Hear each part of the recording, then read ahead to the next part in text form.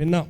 దేవుని యొక్క గ్రంథములో నుండి దేవుని యొక్క సన్నిధిని అనుభవిస్తూ ఉన్నప్పుడు పరిశుద్ధాత్మ దేవుడు యవ్వన బిడ్డలను ప్రేరేపించి అద్భుతమైనటువంటి పాటలు పాడడానికి, అద్భుతమైనటువంటి ఆరాధనలు నడిపించడానికి దేవుడు ఏర్పాటు చేసుకున్నాడు. దేవునికి స్తోత్రం.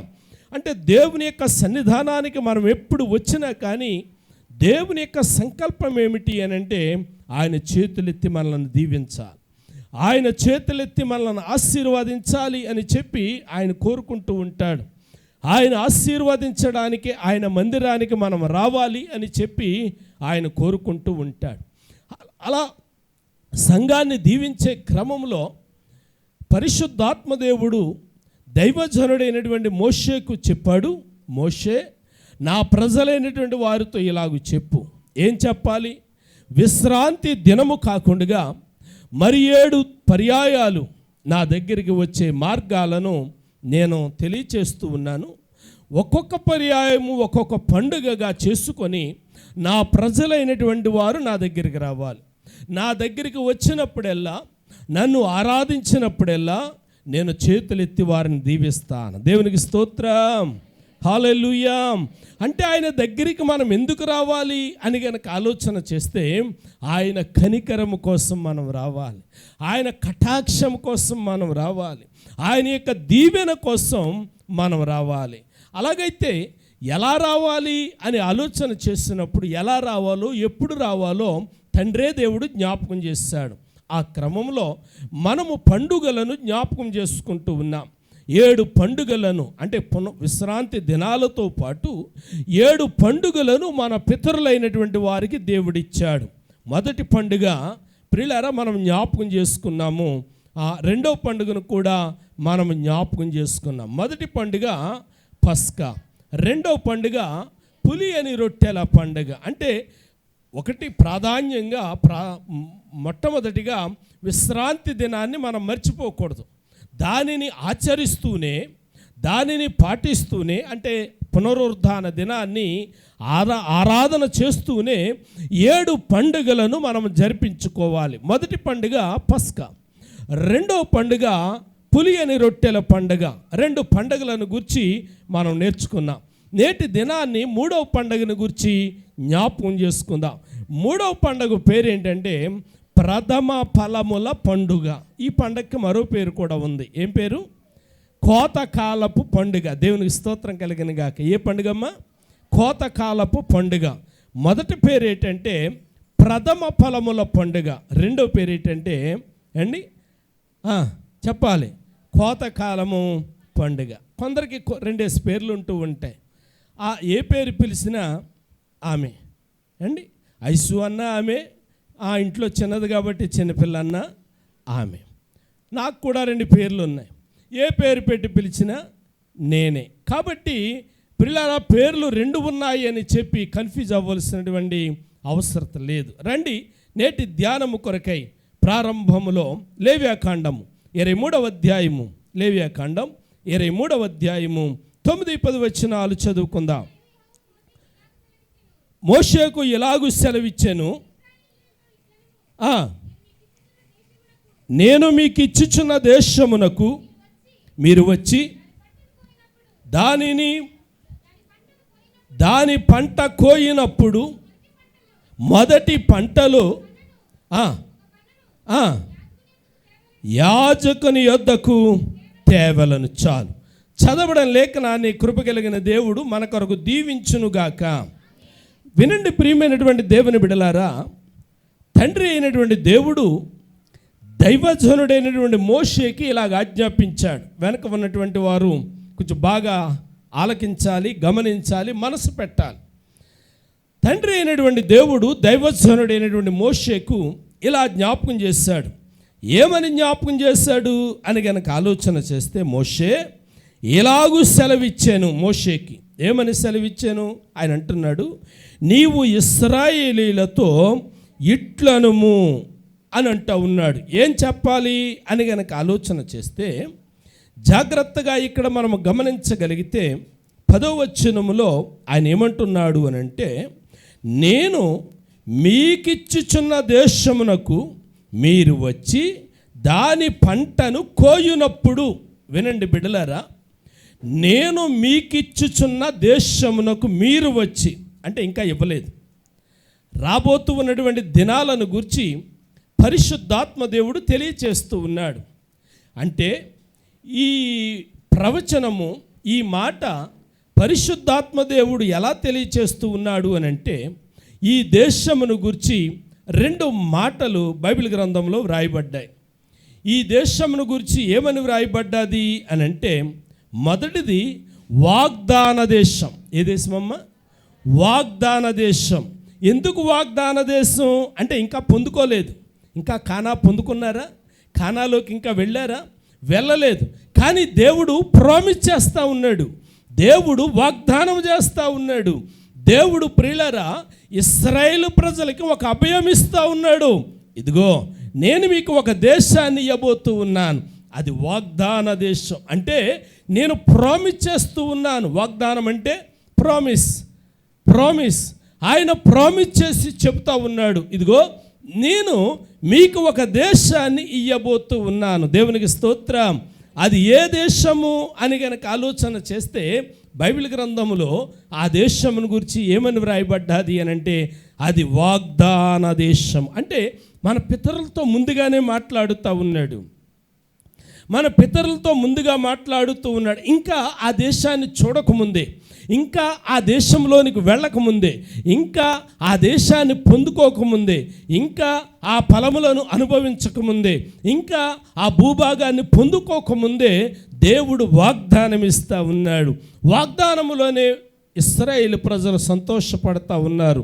కారణం ఏమిటి అని కనుక ఆలోచన చేస్తే, ఇంతవరకు వాళ్ళు బానిసత్వంలో ఉన్నారు, ఇంతవరకు వాళ్ళు దాసత్వంలో ఉన్నారు, స్వతంత్రులు కాదు ప్రియులారా, స్వేచ్ఛా జీవులు కాదు, ఒక రాజు కింద, ఒక దేశం కింద బానిసలుగా బ్రతుకుతూ ఉన్నారు. కాబట్టి దేవుడు అభయమిచ్చేసరికి వాళ్ళు ఆనందిస్తూ ఉన్నారు. అయితే ఒక మాట, నేను మీకు ఇచ్చే ఈ వాగ్దాన దేశంలో ప్రవేశించిన తర్వాత మీరు ఎలాగూ చెయ్యాలి అని చెప్పి ఆయన మాట్లాడుతూ ఉన్నాడు. అంటే వాగ్దాన దేశము అని అనడానికి కారణం ఏంటి అని కనుక ఆలోచన చేస్తే, ప్రామిస్ అని ఎందుకు అంటున్నామంటే జరగకముందే వ్రాయబడింది కాబట్టి. ఆదికాండ గ్రంథం 12వ అధ్యాయము 7వ వచనాన్ని చూస్తే ఇలాగ వ్రాయబడి ఉంది. ఆదికాండ గ్రంథం 12వ అధ్యాయము 7వ వచనాన్ని చదివితే, అబ్రహాముతో ప్రియులారా ఆయన ప్రమాణం చేస్తూ ఉన్నాడు. ఏమని ప్రమాణం చేస్తూ ఉన్నాడు? నీ సంతానమునకు ఈ దేశం ఇచ్చేదను. అంటే ఇంకా జరగలేదు, ప్రామిస్ చేస్తూ ఉన్నాడు, నీ సంతానానికి నేను ఈ దేశాన్ని ఇస్తాను. 13వ అధ్యాయంలో చూడండి 15వ వచనంలో ఇలాగ ఆయన మాట్లాడుతూ ఉన్నాడు. అమ్మా, ఎందుకనగా నీవు చూచుచున్న ఈ దేశమంతటిని నీకును నీ సంతానమునకును సదాకాలం ఇచ్చేదను. వాగ్దానం, ప్రామిస్. 15వ అధ్యాయం చూడండి, 17వ వచనం లేక 18వ వచనం చూడండి.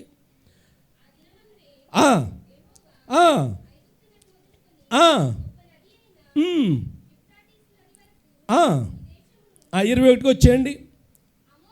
అమోరీయులను, కనానీయులను, గిర్గాషీయులను, యోబుసీయులను నీ సంతానమునకిచ్చి ఉన్నానని అబ్రహాముతో నిబంధన చేశాను. ఇలాగ చదువుకుంటూ వెళ్తే ప్రియులారా వాగ్దానమే ప్రామిస్ చేస్తూ ఉన్నాడు. చూడండి 17వ అధ్యాయము 8వ వచనాన్ని చదివితే చూడండి ప్రియులారా ఏమంటూ ఉన్నాడు?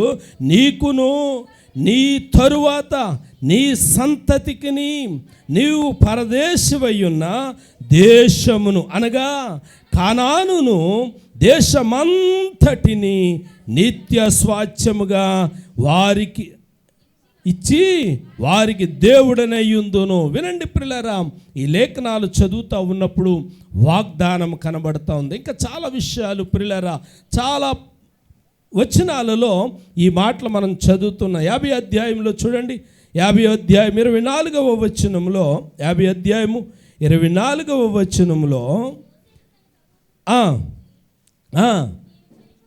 నేను చనిపోవచ్చున్నాను, దేవుడు నిశ్చయముగా మిమ్మును చూడవచ్చి ఈ దేశములో నుండి తాను అబ్రహాము, ఇస్సాకు, యాకోబులతో ప్రమాణము చేసి ఇచ్చిన దేశమునకు మిమ్మును తీసుకొని పోవును. ఇలాగూ ప్రియులారా పరిశుద్ధ గ్రంథములో అనేక చోట్ల ఈ మాటలు వ్రాసి ఉన్నాయి. అంటే పరిశుద్ధాత్మ దేవుడు ఈ దేశానికి పెట్టిన పేరు ఏంటంటే వాగ్దాన దేశం. అంటే నేను నీకు ప్రమాణం చేస్తూ ఉన్నాను, నీతో నేను వాగ్దానం చేస్తూ ఉన్నాను, నీకు నేను మాట ఇస్తూ ఉన్నాను, మంచి దేశమును నీకు సిద్ధపరుస్తూ ఉన్నాను. ఆ మంచి దేశములో నీవు ప్రవేశించిన తర్వాత ఇలాగూ చేయాలి అని చెప్పి ఆయన అంటూ ఉన్నాడు. ఆ మంచి దేశానికి మరో పేరేంటో తెలుసా? ఆ మంచి దేశానికి మరో పేరు ఏంటంటే ఫలవంతమైన దేశం. ఎలాంటి దేశం అమ్మ? ఫలవంతమైనటువంటి దేశం. ఆ దేశంలో ప్రియులారా అకాల వర్షాలు ఉండవు, అకాల వడగండ్లు ఉండవు. అన్నీ కూడా ప్రియులారా ప్రకృతి సంబంధముగా ఏ కాలంలో ఏది జరగాలో, ఎప్పుడు వర్షాలు పడాలో, ఎప్పుడు ప్రియులారా పంటలు పండాలో అది క్రమముగా జరిగే దేశము. ఆ భూమి సారవంతమైనటువంటి నేల అని చెప్పి బైబిల్ గ్రంథం జ్ఞాపకం చేస్తూ ఉంది. నిర్గమాకాండం 3వ అధ్యాయము 8వ వచనాన్ని చదువుతూ ఉన్నప్పుడు, సంఖ్యాకాండం 13వ అధ్యాయము 27వ వచనాన్ని చదువుతూ ఉన్నప్పుడు, ద్వితీయోపదేశకాండం 8వ అధ్యాయము 8వ వచనాన్ని చదువుతూ ఉన్నప్పుడు ఇలాగూ వ్రాయబడి ఉంది. ఆ దేశం యొక్క స్థితి, ఆ దేశం యొక్క సారవంతం, ఆ దేశం యొక్క క్షేమమును గూర్చి వ్రాయబడి ఉంది. ఒక మాట మనం చదువుదాం చూడండి ప్రియులారా. ద్వితీయోపదేశకాండం 11వ అధ్యాయము, ద్వితీయోపదేశకాండం 11వ అధ్యాయము 9వ వచనములో 11:9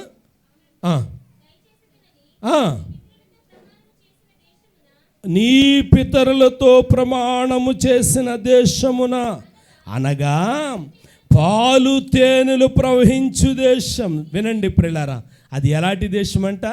మంచి దేశం అనే దానికి సాదృశ్యం ఏంటంటే పరిశుద్ధాత్మ దేవుడు అంటున్నాడు పాలు తేనెలు ప్రవహించు దేశము. దేవునికి స్తోత్రం.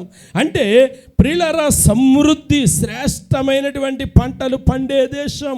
ఆ దేశమును గురించి మరో మాట చదివి ప్రియులారా నేను ముందుకు వెళ్తాను. ఇర్మియా గ్రంథం 2వ అధ్యాయము, ఇర్మియా గ్రంథం 2వ అధ్యాయము 7వ వచనం మనం చదివినట్లయితే ఇలా వ్రాయబడి ఉంది: దాని ఫలములను శ్రేష్ఠ పదార్థములను తినునట్లు నేను ఫలవంతమైన దేశములోనికి మిమ్మును రప్పింపగా మీరు ప్రవేశించి. చాలు. ఏ దేశం అమ్మది? అక్కడ ఏమని రాయబడి ఉంది? ఫలవంతమైన దేశము. దేవునికి మహిమ కలుగునుగాక. ఈ మధ్యాహ్న కాల సమయంలో పరిశుద్ధాత్మ దేవుడు జ్ఞాపకం చేస్తూ ఉన్నాడు.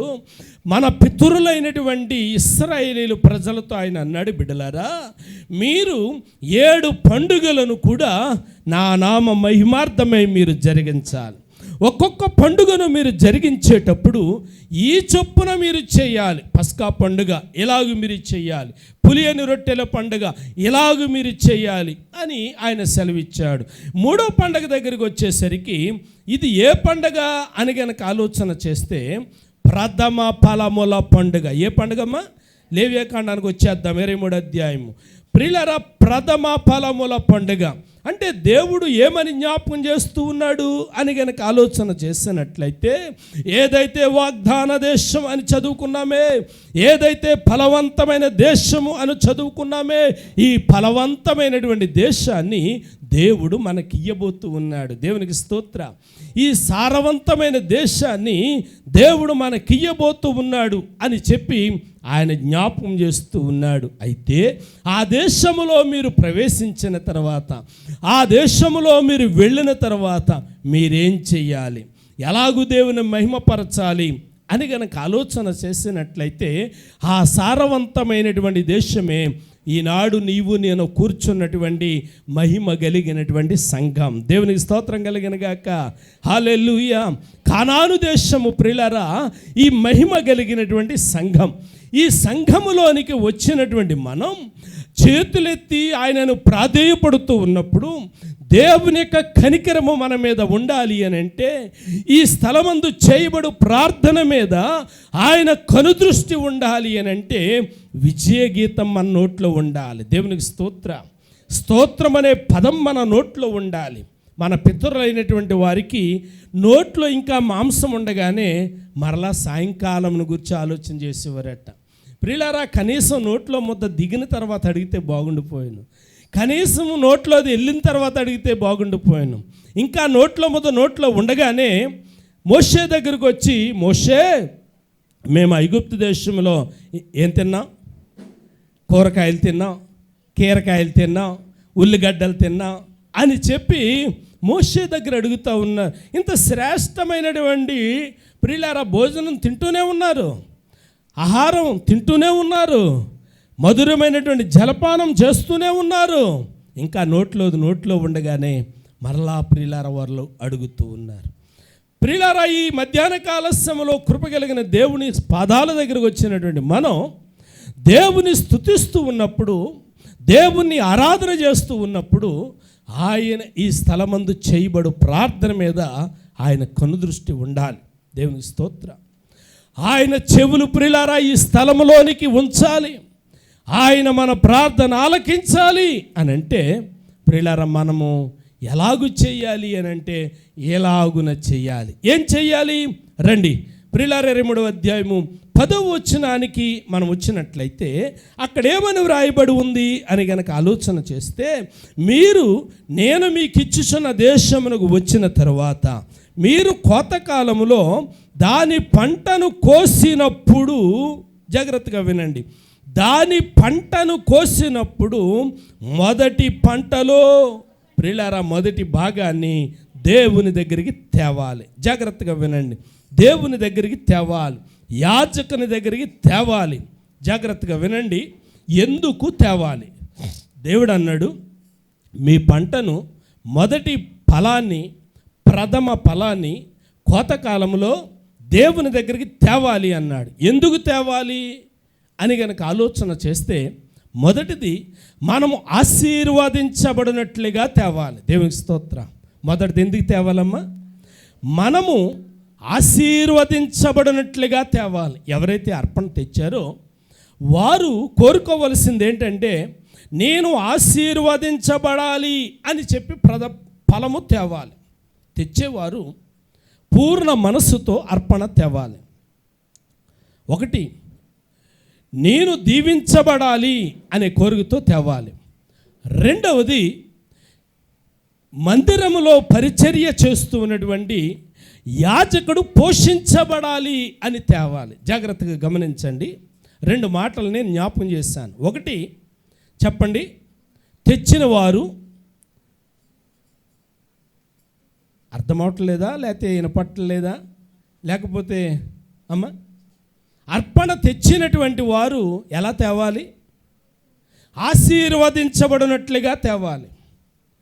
ఆశీర్వదించబడినట్లుగా తెచ్చి ఏం కోరుకోవాలి అని అంటే, మందిరములో పరిచర్య చేస్తున్నటువంటి యాజకుడు ఈ అర్పణ ద్వారా పోషించబడాలి అనే ఉద్దేశంతో తేవాలి. దేవునికి మహిమ కలుగునుగాక. జాగ్రత్తగా ప్రియులారా, ఈ మాటలు కొద్దిసేపు నేను ధ్యానం చెయ్యాలి అని చెప్పి నేను ఇష్టపడుతూ ఉన్నాను. భూమి మీద బ్రతుకుతూ ఉన్నప్పుడు కొందరికి కొన్ని హక్కులు ఉంటాయి. భూమి మీద బ్రతుకుతూ ఉన్నప్పుడు కొందరికి కొన్ని హక్కులు ఉంటాయి. ప్రియులారా, నా తండ్రి కోటేశ్వరుడు అనుకోండి, నా తండ్రి యొక్క ఆస్తిని అనుభవించడానికి నాకు హక్కు ఉంటుంది. నా తరువాత నా బిడ్డలకి హక్కు ఉంటుంది, తర్వాత నా భార్యకి హక్కు ఉంటుంది. అలాగూ ఏ కుటుంబంలో ఉన్నటువంటి ఆస్తికి ఆ కుటుంబంలో ఉన్నటువంటి వారు హక్కుదారులు అవుతూ ఉంటారు. మరిది ఎలా దేవుని దగ్గరికి తేవాలి అని గనక ఆలోచన చేసినట్లయితే, ఎందుకు తేవాలి అని గనక ఆలోచన చేస్తే, దేవుని యొక్క గ్రంథం జ్ఞాపకం చేస్తుంది, ఈ ప్రథమ ఫలము దేవునికి తెచ్చుట అనేది ఇది దైవ హక్కు అనే సంగతి మీరు గమనించాలి. ఎవరి హక్కు అండి? దైవ హక్కు. అంటే తండ్రి అయినటువంటి దేవుని యొక్క స్వాస్థ్యం. అది ఎవరికి ఇచ్చారు అని అంటే యాజకుడికి ఇచ్చాడు. ఇక్కడ జాగ్రత్తగా సంఘం గమనించవలసింది ఏంటంటే, నేను తెస్తూ ఉన్నాను, సేవకుడు తింటూ ఉన్నాడు, ఇది కాదు మనం ఆలోచించవలసింది.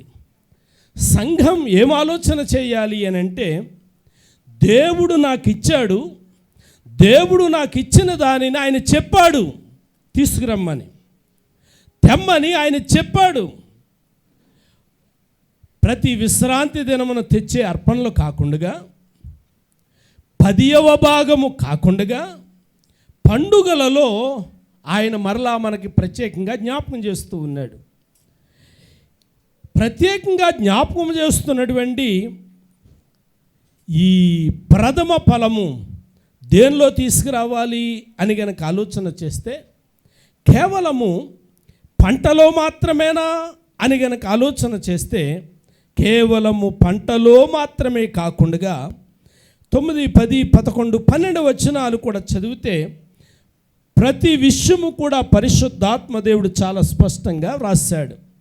అంటే నీకు అనుగ్రహించినటువంటి భూభాగములో దేవుడు నీకు అనుగ్రహించిన పంటలో ప్రథమ ఫలం తేవాలి. దేవుడు నీకు అనుగ్రహించిన సంతానములో ప్రథమ ఫలం తేవాలి. దేవుడు నీకు ఇచ్చినటువంటి జంతువులలో, పశువులలో ప్రథమ ఫలము తేవాలి. ఇక్కడ ప్రథమ ఫలము అనేది ఆయన కోరుకున్నటువంటి స్వాస్థ్యం. ప్రథమ ఫలము అనేది ఆయన కోరుకున్నటువంటి భాగం. ఆయన కోరుకున్నటువంటి ఈ భాగం ఆయన దగ్గరికి తీసుకొని వచ్చినప్పుడు, అంటే మందిరములోనికి తీసుకొని వచ్చినప్పుడు ఆయన ఏం చేస్తూ ఉన్నాడు అని గనక ఆలోచన చేసినట్లయితే, ఆయన ఏం చేస్తూ ఉన్నాడు అని గనక ఆలోచన చేసినట్లయితే, ఆ ప్రథమ ఫలముల పంటను మనం తీసుకొని వచ్చినప్పుడు, ప్రియులారా, అర్పణలను తీసుకొని వచ్చినప్పుడు, ఆ యొక్క బలులను మనం తీసుకొని వచ్చినప్పుడు ఏం జరుగుతుంది అని గనక ఆలోచన చేసినట్లయితే, ప్రియులారా, కృపగలిగిన దేవుడు ఆ యొక్క అర్పణను ఆస్వాదిస్తూ ఉన్నాడు. దేవునికి స్తోత్ర, హల్లెలూయా. రండి కూర్చోండి. ఆస్వాదిస్తూ ఉన్నాడు అన్న సంగతిని సంఘము గమనించాలి. నిర్గమకాండములో ఇంకొంచెం వివరంగా జ్ఞాపకం చేస్తూ ఉన్నాడు. నిర్గమకాండము 22వ అధ్యాయము 29వ వచనాన్ని చదువుతూ ఉన్నప్పుడు, నీ మొదటి సస్య ద్రవ్యములను అర్పింప తడవు చేయకూడదు. వినండి ప్రియులారా, సియోనులో నుండి కృపగలిగిన దేవుడు చేతులెత్తి సంఘమును దీవించాలి అని అంటే, సియోనులో నుండి కృపగలిగిన దేవుడు చేతులు చాపి మనల్ని ఆశీర్వదించాలి అని అంటే, సంఘము చేయవలసినటువంటి పని, కుటుంబములు చేయవలసినటువంటి పని, దేవుడు చెప్పిన పని చేయటానికి ఆలస్యము చేయకూడదు. నైస్, ఏం చేయకూడదు? ఆలస్యం చేయకూడదు. కొన్ని పర్యాయాలు బ్యూటీ ఏం చేయకూడదమ్మా? ఆలస్యం చేయకూడదు. కొన్ని పర్యాయాలు ఏం చేస్తూ ఉంటాము అని అంటే, ఇద్దాంలే, చూద్దాంలే అని అనుకుంటూ ఉంటాం. ఈలోగడ ప్రియులారా, ఏదో కీడు వస్తుంది, ఏదో ప్రమాదం వస్తుంది. ప్రియులారా, అది చెల్లించలేకపోతాము. అది చెల్లించలేకపోయిన కారణమును బట్టి ఒకటి మన మనస్సు కృంగిపోతూ ఉంటుంది. అయ్యో, నేను ఇది చేయలేకపోయాను, మనసు కృంగిపోతూ ఉంటుంది. పరిశుద్ధాత్మ దేవుడు, చూసావా, నా బిడ్డను నేను ప్రేమించి, నా బిడ్డను నేను కనికరించి వాని చేతి పనిని దీవించాను, వాని కుటుంబాన్ని దీవించాను, వానిని దీవించాను, వారు కోరినదెల్లా నేను సఫలీకృతము చేశాను, వారికి కలిగిన కీడుల్లో నుండి నేను తప్పించాను. అండి, వారికి కలిగిన కీడుల్లో నుండి నేను తప్పించాను. వారేం చేశారు? కృతజ్ఞత లేని వారైపోయారు. అండి, కృతజ్ఞత లేని వారైపోయారు. కాబట్టి మనం కృతజ్ఞతహీనులముగా ఉండకూడదు, కృతజ్ఞత కలిగినటువంటి వారముగా ఉండాలి. దేవుడు చేసిన మేలుకు ప్రియులారా స్తోత్రాలు చెప్పే వారముగా మనం ఉండాలి. దెబోరా సాక్ష్యం చెప్తా ఉంటే ప్రియులారా నాకు ఆశ్చర్యం అనిపిస్తూ ఉంది. ఏండి అదే ప్రియులారా అరుగు మీద నుండి దిగి బండి ఆ సిమెంట్ దిమ్మను భద్రగొట్టాలంటే అదే సినిమా షూటింగ్లు అయితే ఎన్ని సెట్టింగ్లు పెడతారో ఏండి. సినిమా షూటింగ్లు అయితే ఎన్ని సెట్టింగ్లు పెడితేనే కానీ ఆ సిమెంట్ దిమ్మ లేచి పడదు, ఆ బురదలోంచి బండి వెళ్తుందా బొబ్బులు దిగిపోతుంది. అది మామూలు బురద కాదు, రోజు నీళ్ళు వాడేటప్పుడు ఆ బురద వేరుగా మారిపోతుంది. దాంట్లో ప్రియులారా కొంచెం ఊబి లాంటిది తయారవుతూ ఉంటుంది, దిగిపోతూ ఉంటుంది. సరే అది బదలగొట్టేశాడు, బండి వెళ్ళిపోయింది ఎదరికి, పోనీ ఆగిపోయిందా అంటే అది అక్కడ బోధలో పడిపోయిందని. పోనీ బండితోటి ఆయన పడిపోయాడా, ఈయన మళ్ళీ అవతలకి వెళ్ళాడు. అంటే ఎన్ని తాళ్ళు వేసి లేపిద్రో సినిమాలు అయితే. రియాలిటీగా దేవుడు ప్రియులారా ఇలాంటి ప్రమాదకరమైన పరిస్థితులను తప్పించినప్పుడు ఇవాళ సాక్ష్యం కనుక చెప్పకపోతే ప్రియులారా మనల్ని ఏమందుడు దేవుడు? కృతజ్ఞత లేనివారు. నీ నోట దేవుడు నవ్వుంచాడు కాబట్టి ఇప్పుడు నువ్వేం చేయాలి? కృతజ్ఞతగా సాక్ష్యం చెప్పాలి. దేవుని యొక్క సన్నిధిలో సాక్ష్యం చెప్పటం చాలా ప్రాముఖ్యం. నీ నోట దేవుడించినటువంటి ఆశ్చర్యకరమైనటువంటి కార్యాలను బట్టి, దేవుడు నీకు చేస్తున్న మేలులను బట్టి ఏం చెయ్యాలి అని కనుక ఆలోచన చేసినట్లయితే ఆలస్యము చేయకూడదు అండి. ఏమాత్రము కూడా అర్పింప తడువు చేయకూడదు. దేవుడు నీకు ఇచ్చినటువంటి ప్రతి దానిలో నుండి ప్రత్యేకించి కోతకాలమున ప్రథమ ఫలముల పండుగ దేవునికి మనం చెల్లించాలి. ఎందుకు చెల్లించాలి అని అంటే దేవుని కరుణ హస్తం మన మీద ఉండునట్లు, దేవుని కృప కలిగిన హస్తం మన మీద ఉండునట్లు. లేకపోతే దీవించడండి ఆయన, లేకపోతే దీవించడండి, దీవిస్తాడు. తేకపోయినా దీవిస్తాడు ప్రియులారా, తేకపోయినా దీవిస్తాడు. కానీ దేవుడు చెప్పిన మాట తేవాలి. దేవుడు చెప్పిన మాట దేవుని దగ్గరికి తేవాలి. ఎందుకు తేవాలి? సంఖ్యాకాండం 18వ అధ్యాయము, సంఖ్యాకాండం 18వ అధ్యాయము 12వ వచనంలో ఇలా వ్రాయబడి ఉంది, వారు యెహోవాకు అర్పించు వారి ప్రథమ ఫలములను అనగా. చూడండి ప్రియులారా, చాలా లిస్ట్ ఇచ్చాడు దేవుడు.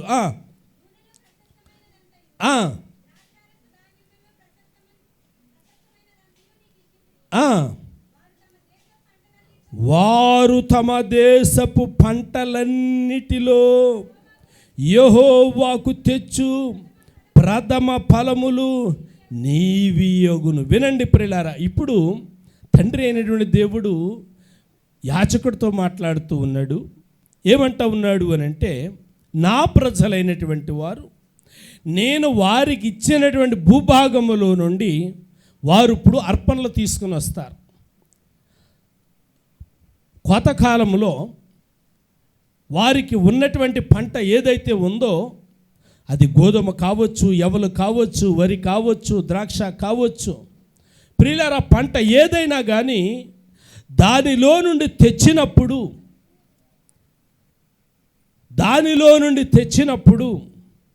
ప్రియులారా జాగ్రత్తగా గమనించండి. 12-13 వచనాలు మనం చదువుతూ ఉన్నప్పుడు 13వ వచనానికి వచ్చేసరికి, వారవన్నీ తెచ్చిన తర్వాత వారు తెచ్చినటువంటి ప్రథమ ఫలములు నీవియగును. 13వ వచనం. ఇప్పుడు యాజకుడితో అంటున్నాడు నీవియగును. ఇప్పుడు సంఘం తెచ్చింది, ఇప్పుడు యాజకునికి చెందింది. ఇప్పుడు యాజకుడు ఏం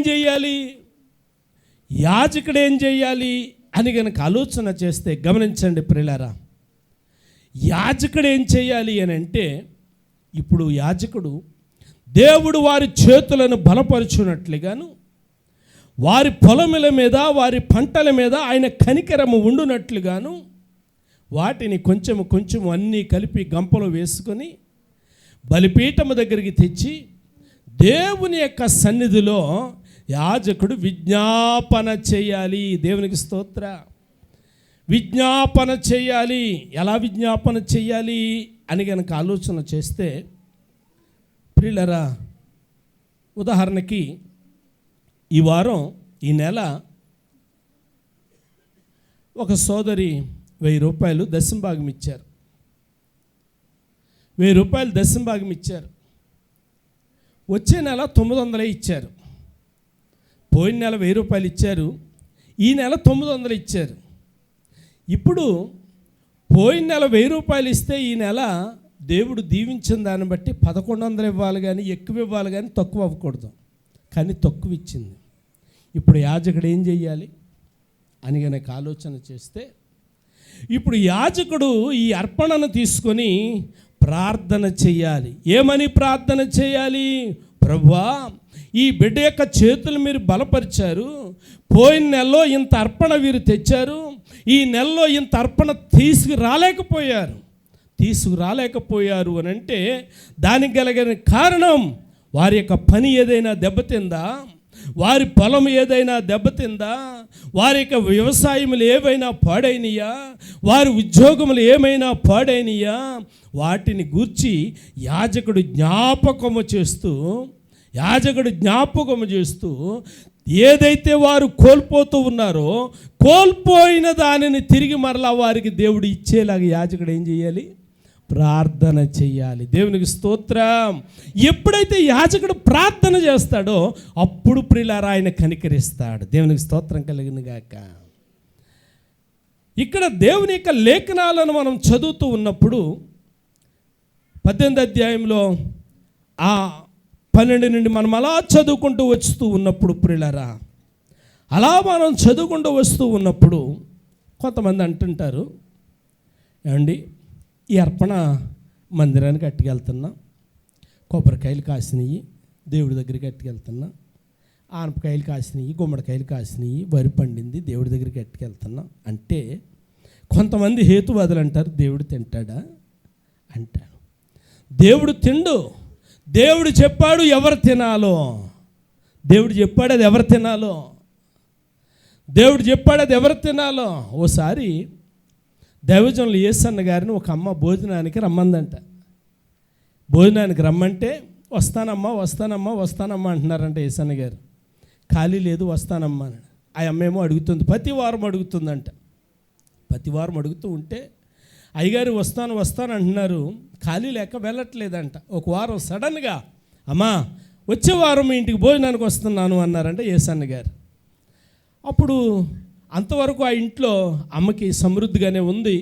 కానీ యేసన్న గారు వస్తానన్నటువంటి వారం ఆ అమ్మకి ఇంట్లో నిజానికి రైస్కి చాలా ఇబ్బందిగా ఉందంట. ఏదో ఆపూట అలా బ్రతికేస్తూ ఉంది. సరే, అది ఆదివారం, అయ్యగారు ఆరాధన అయిపోయిన తర్వాత భోజనానికి వస్తారు కాబట్టి ఇప్పుడు వంట చెయ్యాలి అని చెప్పి చాలా ప్రయాసపడుతుందట. అప్పు చేసి వంట చేయటానికి అమ్మకి మనసు ఒప్పుకోవట్లేదట. దేవుడు నాకు ఇచ్చిన దాంట్లోంచే పెట్టాలనుకున్నాను, ఇలాగ అప్పు చేసి అయ్యగారికి పెట్టానని తెలిస్తే అయ్యగారు కూడా బాధపడతారు కాబట్టి ఎలాగా అని చెప్పి అయ్యగారు అనుకుంటున్నారు, అమ్మ అనుకుంటుందంట. సరే, ఇంతలో ఆలోచన వచ్చిందంట, ఎలాగూ పిడికిళ్ళు తీశాను కదా, ఆ పిడికిళ్ళలో నుండి కొంచెం తీసి అయ్యగారికి భోజనం వండుదాము అని చెప్పి అందులోంచి తీసి భోజనం వండిందంట. అయ్యగారు ఆరాధన చూసుకుని భోజనానికి వచ్చారు. భోజనానికి వచ్చిన తర్వాత కూర్చున్నారు. అమ్మ పెట్టింది, అయ్యగారు భోజనం చేశారు. చేసిన తర్వాత అమ్మ ఇంకా వడ్డిస్తూ ఉంది. యేసన్న గారు అన్నారంట, అమ్మ నాకు చాలు, కడుపు నిండిపోయింది, ఇక నాకు వద్దు అని అన్నారట. అనగానే ఆ తల్లి అన్నదట, లేదు నాయనా, ఈ భోజనం అంతా నీకోసమే వండాను, నువ్వే తినాలి అన్నదట. యేసన్న గారు అన్నారట, అమ్మ నేను ఇక తినలేను అంటే, అమ్మ కాదుకూడదండి, మీరే తినాలి, ఇది మీకోసమే వండాను. యేసన్న గారు అన్నారంట, అమ్మ మీరే వడ్డించారు కదా నాకు అన్న. అవును, నేనే వడ్డించాను అంటే నేనెందుకు అడుగుతున్నాను అని అంటే, ఒకవేళ నేను గీని పెట్టుకుని తింటే ఒకవేళ నా అంటుకుందేమో, అందుకని గీని మీరు మొత్తం అంతా తినేయాలంటున్నారేమో, నా ఎంగిలి ఏమీ లేదమ్మా అని చెప్పి యేసన్న గారు ప్రియులారా అన్నారట. ప్రియులారా, ఆ అమ్మ చెప్పకుండా కొంచెం వాదోపవాదంగానే, లేదు నాయనా కొంచెం తినాలి అన్నట్టుగా మాట్లాడుతుందట. ఇక యేసన్న గారు ఇంకా అన్నారట, అమ్మ నేను ఎంత మాత్రం కూడా ఇంకా నేను వేసుకోలేను, నాకు నిండిపోయింది కడుపు అంటే. అప్పుడు ఆ అమ్మ చెప్తా ఉందంట, అయ్యా యేసన్న మీకు మాట చెప్పాలి, ఈ అన్నం మీరే తినాలి, మేము తినకూడదు అన్నదట. అదేటమ్మా నేనే తింటామండి, మీరెందుకు తినకూడదు? అదిగో మీరు ఇంకా తినలేదు కదా, మీరు తినొచ్చు కదా తర్వాత అని అంటే, లేదు నాయన నేను తినకూడదు ఈ బొవ్వ అన్నదట. ఎందుకనమ్మా అని అంటే, ప్రియులారా ఆ అమ్మ చెప్తుందంట, అయ్యా యేసన్న, నువ్వు భోజనానికి రమ్మన్నప్పుడు నా ఇంట్లో ఆహారం ఉంది, కానీ నీవు వచ్చే సమయానికి నా ఇంట్లో సరైనటువంటి స్థితి లేదు, కాబట్టి పిడికిల్లో నుండి తీసి నేను వండాను, కాబట్టి ఆ పిడికిలి నేను తినేది కాదు, అది నీవు మాత్రమే తినాలి. దేవునికి స్తోత్రం, హల్లెలూయా. వెంటనే ప్రియులారా యేసన్న గారు వీడియో ఉంటుంది ప్రియులారా, అక్కడే కన్నీరు కార్చి దేవునికి స్తోత్రాలు చెల్లించారు. నేను ఎందుకు ఈ మాటలు జ్ఞాపకం చేస్తున్నాను అని అంటే, దేవుని యొక్క కృప మన మీద ఉండాలి అని అంటే ప్రియులారా ఆ అర్పణను తిన్నటువంటి సేవకుడు ప్రార్థన చేయాలి. దేవునికి స్తోత్రం, హల్లెలూయా. మరో మాట కూడా జ్ఞాపకం చేస్తాను. ఓ రోజున ప్రియులారా యేసన్న గారిని ఒక అమ్మ ఎప్పటి నుంచో భోజనానికి రమ్మని అడుగుతూ ఉంది. ఒక అమ్మ ఎప్పటి నుంచో భోజనానికి రమ్మని అడుగుతూ ఉంది. అమ్మ మందిరానికి వస్తుంది, నాన్న మందిరానికి రాడు. సరే యేసన్న గారు కొంచెం బిజీ కాబట్టి వస్తానమ్మా అంటూ ఉండేవారు. కానీ ఒక రోజుని యేసన్న గారు అమ్మ భోజనానికి వస్తాను అని చెప్పి కబురు ఇచ్చారు. యేసన్న గారు భోజనానికి వస్తాను అని చెప్పి కబురు ఇవ్వగానే అమ్మ సంతోషంతో వండింది, కూర వండింది. యేసన్న గారు ఆరాధన అయిపోయిన తర్వాత భోజనానికి వెళ్ళారు. భోజనానికి వెళ్ళి ప్రియులారా కూర్చున్నారు. భోజనం అమ్మ వడ్డించింది, భోజనం చేస్తూ ఉన్నారు. అది పప్పుచారట. పప్పుచారు భోజనం చేస్తూ ఉన్నారు. భోజనం చేస్తూ ఉండగా ఇంచుమించు 2-3 ముద్దలే పెట్టుకున్నారంట. అప్పటికి భోజనం మొదలుపెట్టి 2-3 ముద్దలు పెట్టుకున్నారు, తింటూ ఉన్నారు, అమ్మతోటి ఏదో మాట్లాడుతూ ఉన్నారు. ఇంతలో ఆ ఇంటి యజమానుడు వచ్చాడు. ఆ ఇంటి యజమానుడు వచ్చి ఇంట్లో దృశ్యాన్ని చూసేసరికి యేసన్న గారు భోజనం చేస్తూ ఉన్నారు. యేసన్న గారు భోజనం చేస్తూ ఉంటే ఇప్పుడు ఆయనకి ఎలాగ అనిపించిందంట, ఈ సేవకులు అనబడినటువంటి వారు, ఈ పాస్టర్లు అనబడినటువంటి వారు ఏదో ఒక ఇంటి మీద పడి తినటమే అని చెప్పి, నీకు సిగ్గు లేదు, అలాగూ ఇళ్ళ దగ్గరికి వెళ్ళి సిగ్గు లేకుండా భోజనం చేయడానికి అని చెప్పి నోట్లో ఇంత తుమ్ము తెచ్చుకొని యేసన్న గారు భోజనం చేస్తున్నటువంటి గిన్నెలో ఊసేశారట. నోటి నిండా ఇంత తుమ్ము తెచ్చుకొని యేసన్న గారు ఏ గిన్నెలో అయితే తింటా ఉన్నారో ఆ గిన్నెలో ఊసాడట. యేసన్న గారు ఒకసారి తల వంచి ప్రార్థన చేసుకొని ఏ గిన్నెలో అయితే నోటి నిండా ఉమ్ము తెచ్చుకొని ఉమ్ము ఊసాడో ఆ ఉమ్ము వేసినటువంటి ఆహారాన్ని తినడం ప్రారంభించాడట. ఆహారాన్ని తినడం ప్రారంభిస్తే ఆహారాన్ని తింటూనే యేసన్న గారు ప్రార్థన చేస్తున్నారట, నాయనా ఆయన ఉమ్ము ఊసాడు అని చెప్పి నేను అతన్ని శిక్షించమని నేను ప్రార్థన చేయట్లేదు. అతను ఊసాడు అని అంటే అతనికి తెలియక ఊసాడు. నాయనా నీవే దేవుడవైతే, నేనే సేవకుడనైతే నేను ప్రవచనం పలుకుతా ఉన్నాను, ఈ ప్రవచనం నెరవేరాలి అని చెప్పి ఆయన భోజనం చేస్తూ ప్రియులారా ప్రవచనం ప్రార్థన చేస్తూ ఉన్నాడట. ఏటో తెలుసా నాయనా, ఈ ఆసామికి ఇప్పుడు కలిగినది కొంచెమే కావచ్చు, ఇదిగో మరలా పంట పండేసరికి ఇది 30 అంతలు కాదు, 60 అంతలు కాదు, 100 అంతలు వీరి ఆహారము సమృద్ధి అవ్వాలి. నాకు ఒక్క ప్లేట్ పెట్టారు, 100 మందికి వీళ్ళు భోజనం పెట్టాలని ప్రవచనం పలికి ప్రార్థన చేసి వెళ్ళిపోయాడట. దేవునికి స్తోత్రం కలిగిన గాక. ప్రియులారా యేసన్న గారు గిన్నెలో ఉన్నటువంటి ఉమ్మితో నిండినటువంటి గిన్నెలో ఉన్న భోజనం చేస్తూ ఉంటే ఆ పెద్ద ఆయన అలాగే నిలబడి ఇక నోటి మాట పలకలేక తిట్టలేక, ఇక నేను ఉమ్మేస్తేనే తినేస్తున్నాడంటే ఇంక నేను తిడితే ఇంక సిగ్గుంటుందా, ఇంక తిట్టడం కూడా వేస్ట్ అనుకున్నాడు ఏటో మరి. ఇక నోటి మాట రాలేదంట, పలకలేదంట. సరే యేసన్న గారు తినేసిన తర్వాత లేచి భోజనం చేసి వెళ్ళిపోయాడు. వెళ్ళిపోయిన తర్వాత మరలా సంవత్సరానికి అయ్యగారు ఒక పెద్ద ఆటోలో ప్రియులారా ఆటో నిండా ధాన్యం బస్తాలు వేసుకుని మందిరం దగ్గరికి వెళ్ళిపోయారంట. మందిరం దగ్గరికి వెళ్ళి ఏసన్నా పిలిచారంట. నాయన ఎవరు? నేనేనండి, మీరు అన్నం తింటుంటే గిన్నెలో ఊసానే ఆ వ్యక్తిని నేనేనండి. మీరు ఏ గిన్నెలో అయితే నేను ఊసానో ఆ గిన్నెలోనిది మీరు తిని వెళ్ళిన తర్వాత ఏమోనండి, మీరు పలికినటువంటి ఆ శుభవచనం ఏంటో నాకు తెలియదు, కానీ దేవుడు నన్ను 100 దీవించాడు. దేవునికి స్తోత్ర, హల్లెలూయా. నేను చెప్పాలనుకున్న ఉద్దేశం ఏంటి అని అంటే, ఇప్పుడు దేవుని మందిరానికి ఎందుకు ప్రథమ అర్పణలు తేవాలి అని అంటే, దేవుడు నిన్ను దీవించడానికి తేవాలి, దేవుడు నిన్ను వృద్ధి చేయడానికి తేవాలి, దేవుడు నిన్ను ఆశీర్వదించడానికి తేవాలి.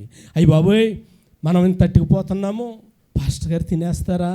నీకు అనవసరం. అది కేవలము దేవుని యొక్క కృపని మీద కలుగునట్లుగా తేవాలి తప్ప, దేవుని యొక్క కనికరము నీ మీద రావాలన్నట్టుగా తేవాలి తప్ప. చూడండి, ద్వితీయోపదేశకాండం 18వ అధ్యాయము 4వ వచనం, 18:4.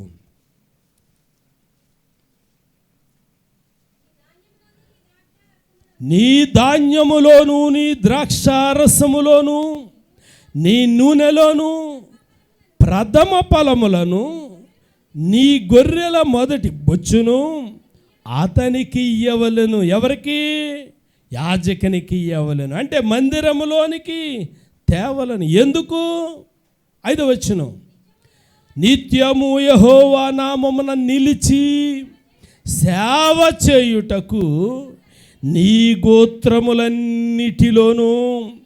అతనిని, అతని సంతతి వారిని నీ దేవుడని యెహోవా ఏర్పరచుకొని ఉన్నాడు. ఈ మాట చెప్తా ఉంటే పాస్టర్ గారు కేవలం కానుకలను ఉద్దేశించి చెప్తున్నారన్న మాట నశించునుగాక. అలాంటి తలంపు మీ మనసుల్లోనికి రాకుండునుగాక. వినండి ప్రియా దేవుని బిడ్డలారా, ఏమంటున్నాడు దేవుడు? నీ దేవుడైన యెహోవా ఏర్పరచుకున్నాడు. ఎవరిని? సేవకుని. ఎందుకు ఏర్పాటు చేసుకున్నాడు? నీ చేతులను బలపరిచేటట్టుగా ప్రార్థన చేయటానికి, నీ కుటుంబ క్షేమము కొరకు ప్రార్థన చేయటానికి, నీ బిడ్డల బాగు కోసం ప్రార్థన చేయటానికి. ఒక సత్యాన్ని మర్చిపోవద్దండి, ప్రతి కుటుంబం వెనక దేవుని యొక్క హస్తం ఉంటుంది. దేవుడు ఆ హస్తాన్ని చాపాలి అని అంటే, దేవుని పక్షాన నీ సేవకుడు మొదటగా దేవునికి ధూపం వేయాలి. దేవునికి స్తోత్ర. నీ సేవకుడు ఆ ధూపం వేసినప్పుడే దేవుని యొక్క కనికరం, దేవుని యొక్క కృప సంఘం మీద కలుగుతూ ఉంటుంది. ఇంకొక మాట చెప్పనా? తండ్రి అయిన దేవుడు అన్నాడు, నా సేవకునికి తెలియకుండా నేనేది చేయను అని అన్నాడు.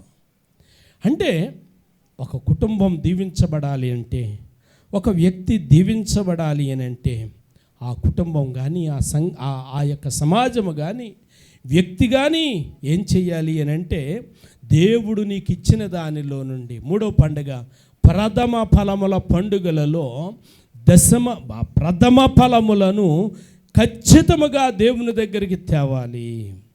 26వ అధ్యాయం 2వ వచనం చూడండి, ద్వితీయోపదేశకాండంలోనే 26వ అధ్యాయం 2వ వచనం.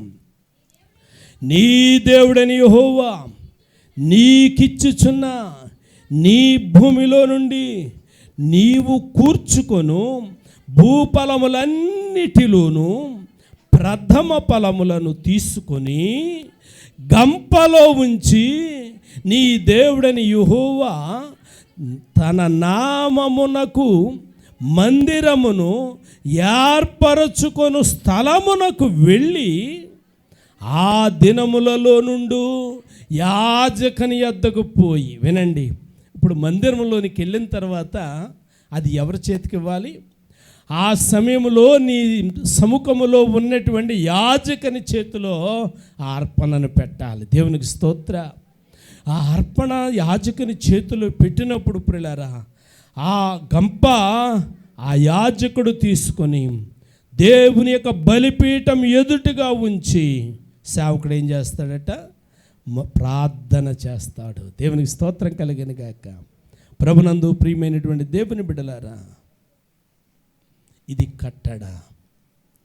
ఎందుకు అనేక కుటుంబాలలో దేవుని యొక్క కృప సాన్నిధ్యం కలగట్లేదు అని కనుక ఆలోచన చేస్తే, ప్రియులారా, దేవుడు చెప్పినటువంటి పని మనం చేయలేకపోతూ ఉన్నాం.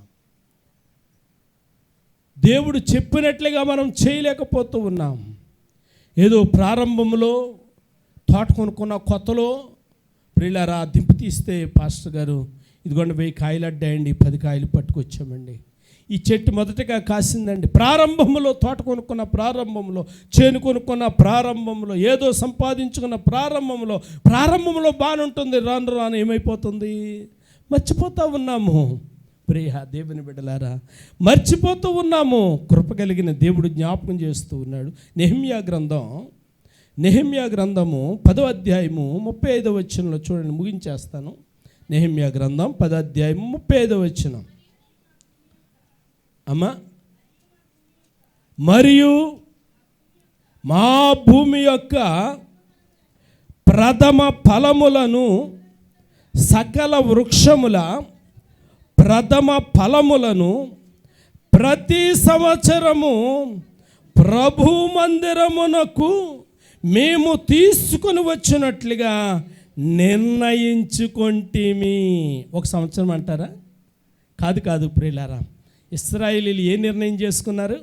మేము దీవించబడినట్లుగా, మా బిడ్డలు దీవించబడినట్లుగా ప్రతి సంవత్సరము కూడా మేము ఇలాగూ తీసుకొని రావడానికి మేము నిర్ణయించుకొంటిమి అనే మాట జ్ఞాపకం చేస్తూ ఉన్నారు. కాబట్టి ప్రియమైనటువంటి దేవుని బిడ్డలారా, నేను ముగిస్తూ ఉన్నాను. ముగించడానికి ముందు జ్ఞాపకం చేస్తున్నాను. 3వ పండుగలో పరిశుద్ధాత్మ దేవుడిచ్చే సూచన ఏంటంటే, 3వ పండుగ ప్రథమ ఫలముల పండుగ. ప్రథమ ఫలముల పండుగలో దేవుని యొక్క కటాక్షము నీ మీద, నీ కుటుంబం మీద, నీ పొలముల మీద ఉండాలి అని అంటే ఖచ్చితంగా పంట ఏదైనా కావచ్చు, ప్రథమ ఫలములను ప్రతి సంవత్సరము కూడా దేవుని యొక్క మందిరానికి తేవాలి. అవి గంపలో పెట్టి తేవాలి, దేవుని యొక్క సముఖంలో పెట్టాలి. సేవకుడు వాటి కొరకు ప్రార్థన చేయాలి. అప్పుడే మాకు దీవెన అన్నటువంటి నిర్ణయము సంఘానికి కావాలి. దీనిని బట్టి పరిశుద్ధాత్మ దేవుడు ఈ పండుగ ఇప్పుడు మనకు అవసరమా అని కనుక ఆలోచన చేస్తే, అవును అవసరమే. ఈ పండుగను దేవుడు ఎలా జ్ఞాపకం చేస్తూ ఉన్నాడు అని అంటే, ఆ పొలము దేవుని యొక్క మందిరం. దేవునికి స్తోత్ర. ఆ పొలము దేవుని యొక్క మందిరం.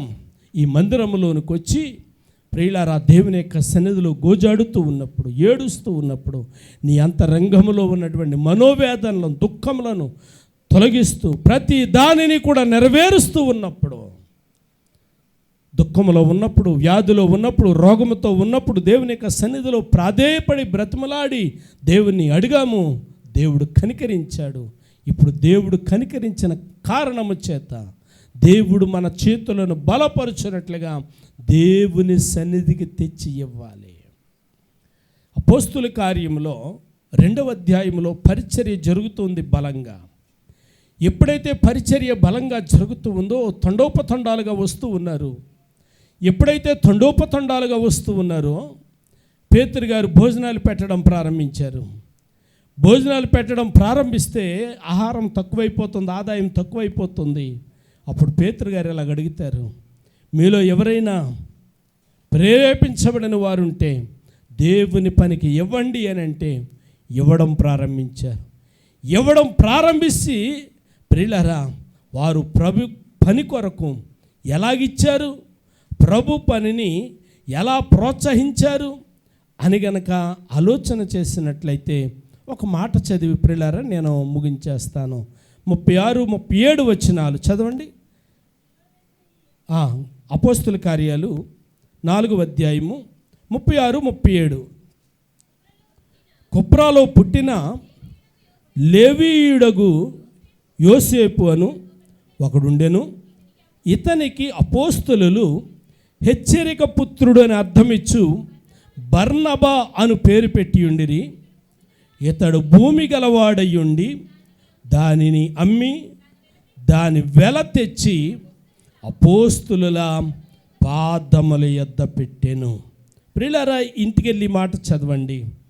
బర్నబా దీవించబడ్డానికి గల కారణం ఏమిటి అని గనక ఆలోచన చేసినట్లయితే, పనిని ప్రోత్సహించుట కొరకు, రెండవది అతడు దీవించబడుట కొరకు అతడు చేసిన పని ఏంటంటే, అతనుకున్న దానిలో కొంత అమ్మి దాని వెల తెచ్చి అపోస్తుల పాదాల దగ్గర పెట్టాడు అనే మాట మనం చదువుతూ ఉన్నాం. అంటే దీనిని బట్టి మనం నేర్చుకునే సంగతి ఏంటి అని అంటే, ప్రియులారా, దేవుడికి మనం ఇచ్చినప్పుడు ఆయన మనకు రెట్టింపు ఇచ్చేవాడే కానీ దరిద్రుడిగా చేసేవాడు కాదు. మరో సంగతి కూడా నేను జ్ఞాపకం చేసి ముగిస్తాను. అర్పణలు తెచ్చినప్పుడు అప్పుడప్పుడు నేను కొంతమందికి ఫోన్లు చేస్తూ ఉంటాను. నాయనా, ఈ వారం నువ్వెందుకు కానుక పంపించలేదు, ఎందుకు ఈ నెల దశంభాగం పంపించలేదు అని అడుగుతాను. కొంతమంది బాగా క్లోజ్ ఉన్న వాళ్ళని ఎందుకు అడుగుతానో తెలుసా? వారు కొన్నటువంటి సమస్య ఏంటో, అంటే పంపించినప్పుడు తినేయటం మాత్రమే కాదు, పంపలేనప్పుడు పంపలేకపోవడానికి గల కారణం ఏమిటో, ఆ కారణాన్ని సేవకుడు ఇప్పుడు ఏం చెయ్యాలి? ప్రార్థనా రూపంలో పరిష్కారము జరిగించాలి. దేవునికి స్తోత్ర. ఒక సోదరుడు చెప్పినటువంటి మాట, పాస్టర్ గారు, నేను దశమ భాగం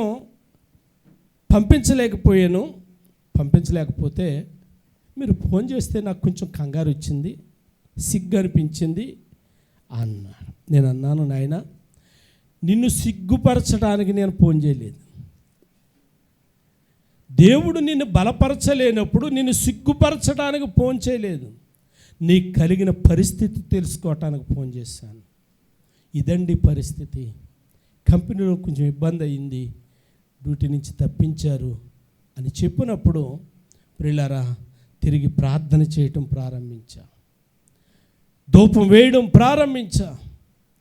ఏ కంపెనీ అయితే తీసేసిందో అదే కంపెనీ పిలిచి మరలా పనిచ్చిందని చెప్పి ఆ బిడ్డ ఫోన్ చేసినప్పుడు అంతకంటే సంతోషం ఏముంటుంది? అదే ప్రియులారా, నేను అడగలేదనుకోండి, నాకు తెలుస్తుందా? తెలిసేది కాదు. కాబట్టి ప్రియమైనటువంటి దేవుని బిడ్డలారా, పరిశుద్ధాత్మ దేవుడు జ్ఞాపకం చేస్తున్నాడు, నీవు దీవించబడాలి అని అంటే ఎలాగూ చేయాలి. తల వంచండి, కళ్ళు మూయండి. తల వంచండి, కళ్ళు మూయండి. ఒక్కసారి మనల్ని మనం పరీక్షించుకుందాం. దేవుని యొక్క కనికరం ఎందుకు మనకు దూరంగా ఉంటుంది?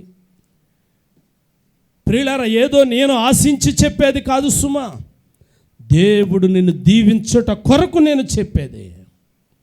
పరిశుద్ధాత్మ దేవుడు చెప్పమన్న మాటలు చెబుతా ఉన్నాను. ప్రథమ ఫలముల పండుగ. దేవుడు నీ చేతులను బలపరిచినప్పుడు, దేవుడు నిన్ను దీవిస్తూ ఉన్నప్పుడు ఎందుకు దేవునికి చేతులు వెనక పెడతా ఉన్నావు? ఎందుకు చేతులు వెనక పెడుతూ ఉన్నావు? ఎంతకాలమైంది దేవుడు నిన్ను దీవించి, ఎంతకాలమైంది దేవుడు నిన్ను ఆశీర్వదించి? దేవునికి నువ్వు చూపే కృతజ్ఞత, దేవుని పట్ల నువ్వు కలిగిన విధేయత ఒకసారి ఆలోచన చేసుకుందాం. ఒకవేళ దేవుడు నీ చేతులను తక్కువ చేస్తే ఆ విషయం సంఘంతో తెలియచెప్పు, ఆ విషయం సేవకునికి తెలియచేయి. సేవకుడు నీ కోసం ప్రార్థన చేస్తాడు, సంఘం నీ కోసం ప్రార్థన చేస్తాడు.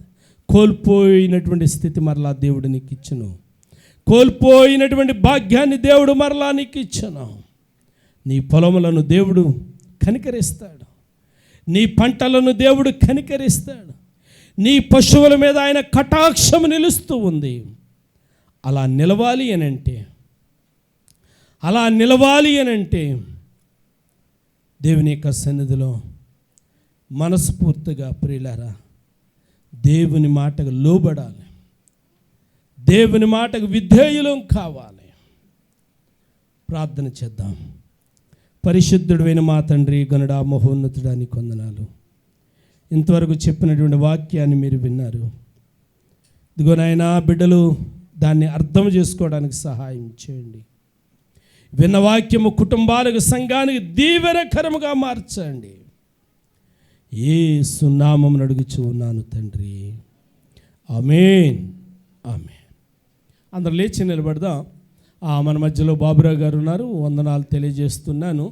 రవీర్ణ నేను చూడలేదు, రవీర్ణకి దీవెనలు తెలియజేస్తూ ఉన్నాను. రవీణ పాట పాడుతుందా?